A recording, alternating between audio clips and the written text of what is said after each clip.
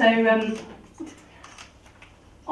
come from a really small village in Norfolk. I had two sisters, grew up in a very kind of close-knit family. When I was 9, my mum was diagnosed with Hodgkin's lymphoma, which is a kind of blood cancer. And she spent much of the next 2 years having treatment for that, both in Norwich and down in London. And at the time, and this is the mid-80s, a lot of the good treatment was being developed, and you could only get it when you're in London. So she spent a lot of time, to me at the time, as a 9-year-old, it felt like a lot of time being away from home. She ultimately ended up on a drug trial and recovered. We got 30 extra years out of that clinical trial. But at the same time, in Norfolk, a charity was being set up called Big C, which was about getting those treatments closer to home, so people who were very poorly didn't have to travel to London. My mum, being the kind of steely, determined person that she was, not only recovered ultimately from her illness at that point in time, but she decided that as she was getting better, she would do something to help that charity, so other people didn't have to kind of go through the long schlep of travelling down to London for this treatment. And what she did was really characteristic of her, which was to do something that everyone could get involved in, and it had to involve fancy dress. This is me as a very awkward 9-year-old in what I can now see is a really terrible Chinese dragon. Not to mention the kind of cultural appropriation issues of a small village in Norfolk making a Chinese dragon. But anyway, so this is me, this is my sister just behind there. You can see a little blondie peering backwards, and the rest of the dragon was made up of the second modern brownie pack. So we had a fancy dress parade. We paraded up the street, and there was a fete afterwards. And this thing happened several years on the trot. What was I was learning from this at the time, I now realise, is that actually how people responded to that story and to the ask of getting involved was phenomenal. There was literally no one in the village that wasn't involved. Even the vicar at the time came in fancy dress, which is even worse than the dragon cultural appropriation. He came as himself, as a vicar, but with no trousers on. He did wear a bag, and socks and suspended stockings. Anyway, so people responded to this really simple ask. And actually, for me, now I would say my mum, what she was doing was she was setting her vision, she's energising her people, she's activating the supporters, she's delegating key tasks, and this is what I do in my work every day. But most of all at the time, it was really fun, despite how nervous I looked there. A brief aside, this is me and the same sister. My mum died 3 years ago, and the year after, to celebrate her anniversary, we decided that we would ride our bikes from the hospital in London, where she'd had that life-saving treatment in the 80s, to Norfolk, where she'd had her end-of-life care. And this is us at the end of 153 miles in 2.5 days. And we raised £10,000 for the two charities, the Leukemia Lymphoma Research Unit at UCH and for the Big C appeal. So just a little aside. So fast forwarding a little while, this is some years later now, I'm working in London, in Islington. Islington, like a lot of cities, has great wealth, cheek by jowl with significant deprivation, much like Brighton and many other places. I was working for an organisation which is the equivalent of our community works here in Brighton, whose job is to help small groups do what they do, and my job was to help small groups raise money for the stuff that they wanted to do. I spent a lot of time on the 43 bus going up and down the Holloway Road to these various estates, and helping groups do what they wanted to do. A lot of fundraising for sewing machines for mostly Somali women's sewing groups, after school clubs for Ghanaian kids, youth clubs, community centres, all of those kinds of things. A lot of IT projects. There was something called the internet that was just starting to kind of become popular at that point in time, and people were getting on board with that. What was happening though is that people in those communities were doing what my mum had done, which was to see a need, however they defined their community and however they defined their need, and they were doing something about it. They were sort of responding in the best way that they could. And and I was kind of a facilitator of helping people access like that money, so sort of using my my privilege, I guess, to help people to do what they want to do. This actually is a photo from some years later when I was feeling quite awkward about being a civil servant and offsetting. This is like carbon offsetting, but for social action. So offsetting how I felt about my actual job by being a trustee at a community centre. I spent some time in Australia, working at the Iron Ear Hospital. This is not the Iron Ear Hospital. This is a period of time after photos were routinely printed and before you had every single photo you'd ever taken somewhere on your phone.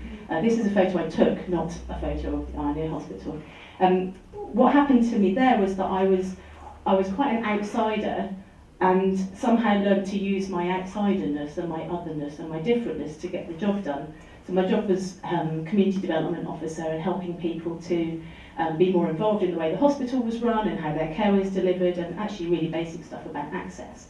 So being British and being community focused rather than clinical focused really helped me ask the questions like, why are you doing it like that? And really? Are you sure that's the best way to do that? And actually asking people how they, what they thought. I got a very strange reaction once from going up into the one of the hearing clinics and saying to the clerical staff and the nursing staff what would help patients with hearing impairments access these services, and they were a bit, and I thought actually I'd done something wrong. I thought that I'd breached some weird Australian protocol that I didn't know about and that I shouldn't have asked, and it turned out that no one had ever asked them before, so they didn't know really what to do with the question. So that was really interesting. Actually being part of a group of non-belongers, people who were using their differentness to get the job done, so amongst the interpreters and the patient advocate and the diabetes educator, we were all kind of being different and getting helping patients. So jumping forward several years now, and so to Brighton, and spent a lot of time since moving here in 2010 trying to work out how I belong and if I belong, and there's been a lot of emotional energy spent on that actually.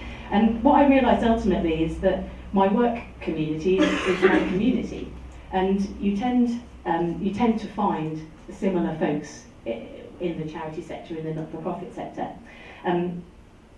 I work for Brighton Hove Impetus. We run a whole range of activities that help people connect with other people, basically, whether that's about getting specific advice or having a cup of tea with somebody. So I want to tell you of 2 or 3 quick stories, as it is still Volunteers Week.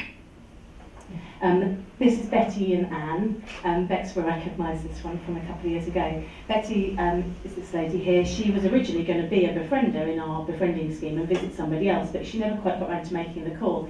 And a few years later, when her own mobility started to decline, she says, I was feeling awful one day and I just thought if only there was someone who could just pop round and visit me.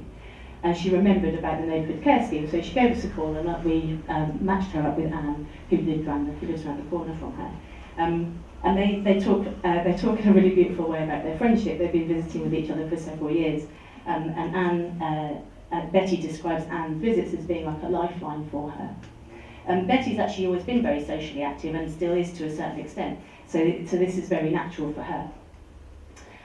Stella and Sheila I've included because they're our longest running matched pair. They've been visiting, or Sheila has been visiting Stella for since 2001. Stella actually turned 100 last summer. Sheila's enthusiasm when she talks about Stella is really inspiring, and she says that it's a particularly important relationship for her because Stella is the age that Sheila's mother would be if she was around. And she says that she admires her for her independence and because she's still interested in the world around her. This is Judith. I don't include this because it's a great picture, but because it's a great story. Judith is a volunteer for our cancer advocacy service. She was diagnosed with cancer in 2013 and had treatment, and she describes herself as being very lucky in that the treatment was not that invasive and it was successful and she's on her road to recovery. But that she wanted, when she had her diagnosis, she had this strong feeling that she wanted a reason, she wanted there to be a reason why cancer had barged into her life unannounced. And she saw our advert for a volunteer to work in the cancer advocacy service, and that even just filling in the form, she felt like a switch had been flicked and it was changing her experience from being a very negative one to being a positive one. And just to add a little bit of gender balance, this is Matthew, and he visits with June. This is also the Cancer Advocacy Service. And Matthew says that he got involved because his own mother had cancer. I should have called this Mums and Cancer, shouldn't I? So I didn't really notice the theme.